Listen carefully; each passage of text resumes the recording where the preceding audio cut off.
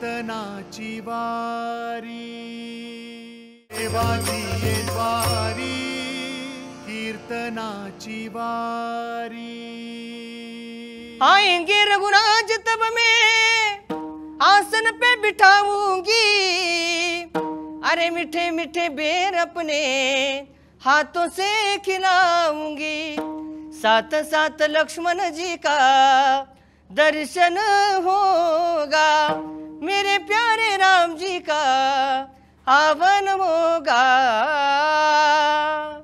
शबरीला भगवंताने भेट दिली। अरे ज्यानो ज्याच्या जीवनामध्ये निस्वार्थी सेवा केली त्याला देवाची प्राप्ती झाली। आपल्या सेवेतला पहिला दोष आहे स्वार्थ, आपल्या सेवेतला दुसरा दोष आहे अविवेक। विचारपूर्वक तुम्ही सेवा करत, विचारपूर्वक सेवा करतो का आपण देवाची? नाही करत। नवरात्रामध्ये उपवास धरता का तुम्ही? नक्की धरता। मग नवरात्राच्या उपवासाला डांगर भोपळा आणि भेंडीची भाजी खावा लागती, हे तुम्हाला कोणत्या महाराजांनी सांगितलं? खाता का नाही? नक्की चाललाय तुमच्याकडे, पण आमच्याकडे बऱ्याच बाईला डांगर भोपळा खातात, भेंडीची भाजी खातात, शेपू खातात। बाई वांगच खायना, त्यापेक्षा खाली राहिलेच काय शिल्लक? याला काय म्हणणार तुम्ही? अविवेकी भक्ती। याला शुद्ध मराठीत प्रमाणे एकच आहे, पीछे से आया ना आगे। गुरुवार धरता का? गुरुवार धरले होते का? धरी जा बाय हो, असंच गुरुवार द्यायचा।